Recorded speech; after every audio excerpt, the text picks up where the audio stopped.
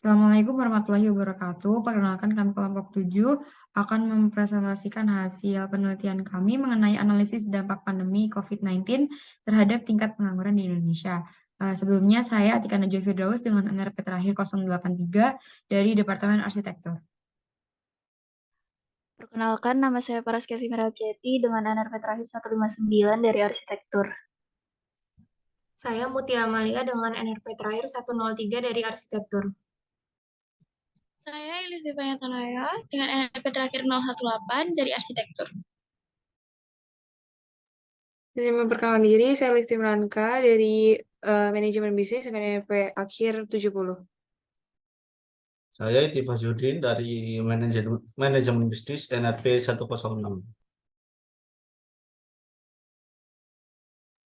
Nama saya Brzani Prananto, NRP 110 dari Manajemen Bisnis. Izin memperkenalkan diri, nama saya Salwar Kazaman, NRP 102 dari Manajemen Bisnis.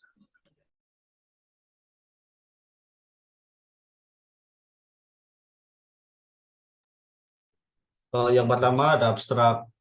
Penelitian ini bertujuan untuk menganalisis dampak COVID-19 terhadap tingkat pengangguran di Indonesia pada Desember 2019.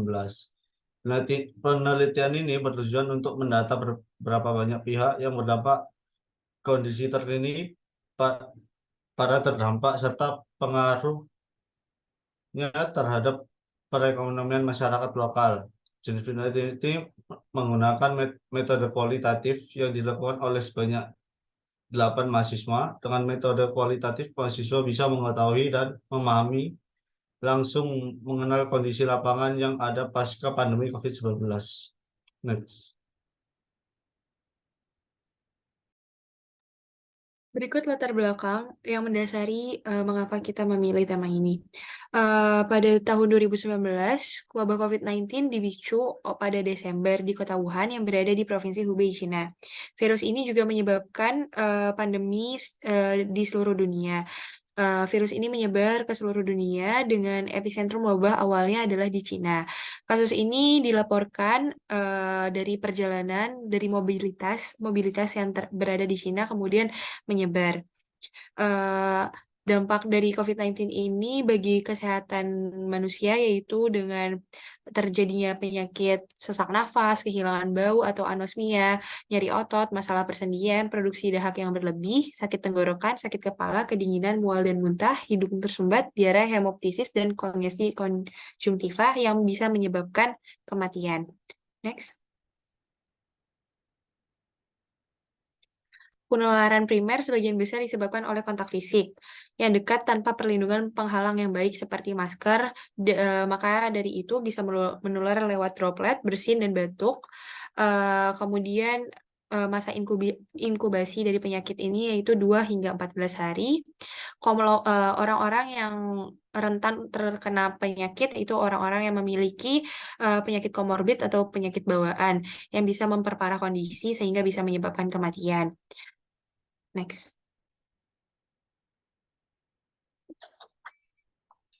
Di sini latar belakang yang diperlukan informasi yang berbasis bukti atau evidence based tentang perawatan, pengobatan maupun informasi lainnya tentang terkait penyakit COVID-19.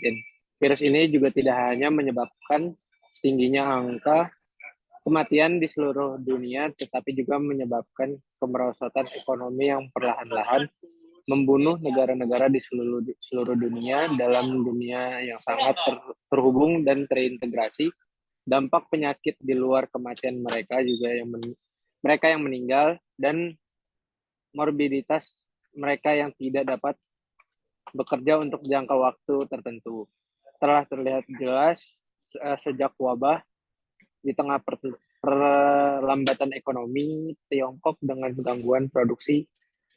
Berfungsinya rantai pasokan global terganggu, perusahaan di seluruh dunia terlepas dari ukurannya yang tergantung pada input dari Cina mulai mengalami konstruksi dalam produksi. Boleh next.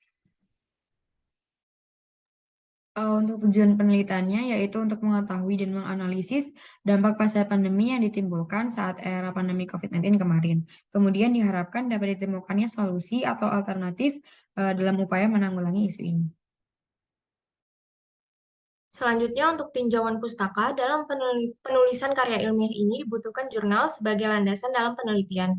Berikut beberapa jurnal yang kami kutip untuk mendukung penelitian. Yang pertama, ada jurnal penelitian oleh Adinda Putri dan Alia Azahra, mahasiswa Universitas Negeri Padang, Fakultas Ekonomi, jurusan Ilmu Ekonomi tahun 2021, dengan penelitiannya yang berjudul Perbandingan Faktor-Faktor yang Mempengaruhi Tingkat Pengangguran Terbuka di Indonesia Sebelum dan Sesaat Pandemi COVID-19. Next.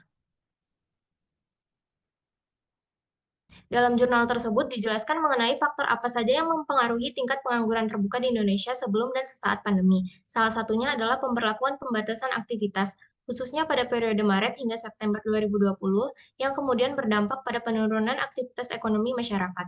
Dalam mengukur dampak pandemi COVID-19 terhadap aspek ekonomi, salah satu cara yang dapat dilakukan adalah dengan menggunakan parameter tingkat pertumbuhan ekonomi dan tingkat pengangguran terbuka atau TPT.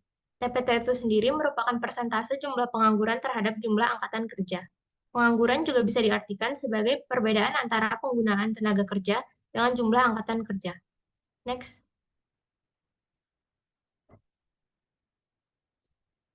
Pengangguran sendiri dapat terjadi karena jumlah kesempatan kerja yang tersedia umumnya lebih kecil dari angka yang ada. Padahal jumlah pengangguran yang selama ini sudah cukup besar dan kondisi ini sudah berjalan selama bertahun-tahun hingga menyebabkan terjadinya akumulasi pengangguran.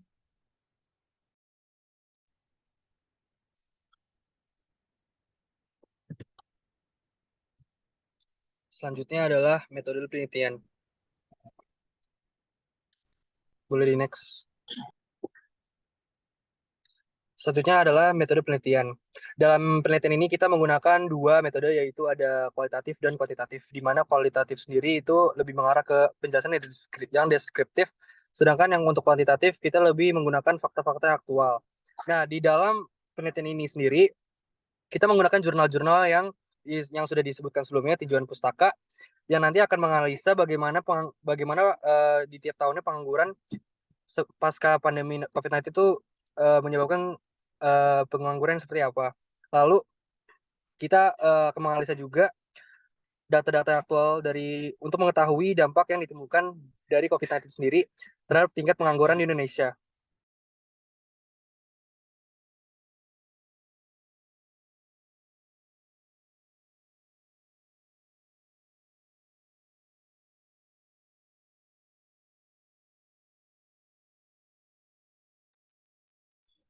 Sebelum itu, balik lagi ke tinjauan pustaka yang jurnal kedua. Bisa dibacakan oleh teman saya, Aili. Oke. Berikutnya, untuk tinjauan pustaka dengan jurnal kedua, dengan judul Pengaruh Investasi, Tenaga Kerja, dan Kesejahteraan Terhadap Pertumbuhan Ekonomi Era Pandemi COVID-19 di Kota Jember oleh Acadia Prabawati dan Maudian Kurnia, yang berisi bahwa pandemi COVID-19 mempengaruhi pertumbuhan ekonomi termasuk di Kota Jember, sehingga masyarakat yang tertimpa pemutusan hubungan kerja harus melakukan usaha mandiri untuk memenuhi kebutuhan hidupnya. Dengan adanya penanaman investasi yang dilakukan akan menambah lapangan kerja baru. Penulis melakukan penelitian dengan menggunakan sender dari BPS dan melakukan analisis regresi untuk mengidentifikasi pengaruh investasi, tenaga kerja, dan kesejahteraan terhadap pertumbuhan ekonomi di Kota Jember selama pandemi COVID-19. Analisis tersebut menghasilkan adanya pengaruh yang signifikan secara simultan dan parsial antara investasi, tenaga kerja, dan kesejahteraan terhadap pertumbuhan ekonomi, walaupun pengaruh negatif untuk investasi. Berdasarkan 4 analisis, maka terdapat hubungan secara langsung tidak langsung antara investasi terhadap pertumbuhan ekonomi dan tenaga kerja terhadap pertumbuhan ekonomi dengan inventaring kesejahteraan.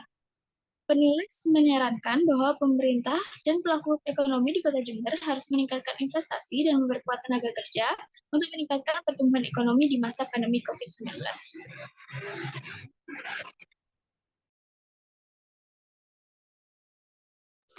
Lanjut di hasil dan pembahasan, secara garis besar, dampak pengaruh COVID-19 mempengaruhi sektor ekonomi terhadap negara berkembang, seperti Indonesia. Salah satu akibatnya yaitu PHK atau pemutus hubungan kerja dan pengangguran, yang meningkat secara signifikan bersamaan. Hal ini dapat dilihat dari BPS Indonesia yang menyebutkan pengangguran sebesar 6,49% terjadi pada Agustus 2021, dan angka ini mengalami penurunan dari Februari 2021, yaitu 9,27%, dan pada Agustus 2020 pada angka 7,07%, dan juga menurut Direktur BPS, angka tersebut disebabkan oleh fenomena pandemi COVID-19 juga. Dan oleh karena itu, pemerintahan harus mengantisipasi masalah tersebut dengan melihat perkembangan potensi peningkatan PHK di masa yang akan datang nantinya.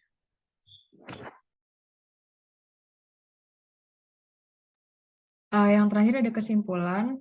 Kesimpulan yang kami dapatkan dari penelitian ini adalah untuk mengurangi dampak negatif pandemi terhadap kondisi ekonomi masyarakat, pemerintah perlu mengkaji dan mempertimbangkan beberapa kebijakan yang dirasa mampu untuk menekan angka pengangguran di Indonesia pasca pandemi. Salah satu hal yang bisa dilakukan oleh pemerintah yakni melakukan penjaringan tentang karakteristik masyarakat terhadap kerentanan akan penyebaran virus COVID-19, serta berdasarkan karakter sosial seperti jenis pekerjaan, sektor usaha, lingkungan tempat tinggal, usia, serta riwayat penyakit. Sekian dari kami, kelompok 7. Mohon maaf apabila ada salah kata. Wassalamualaikum warahmatullahi wabarakatuh.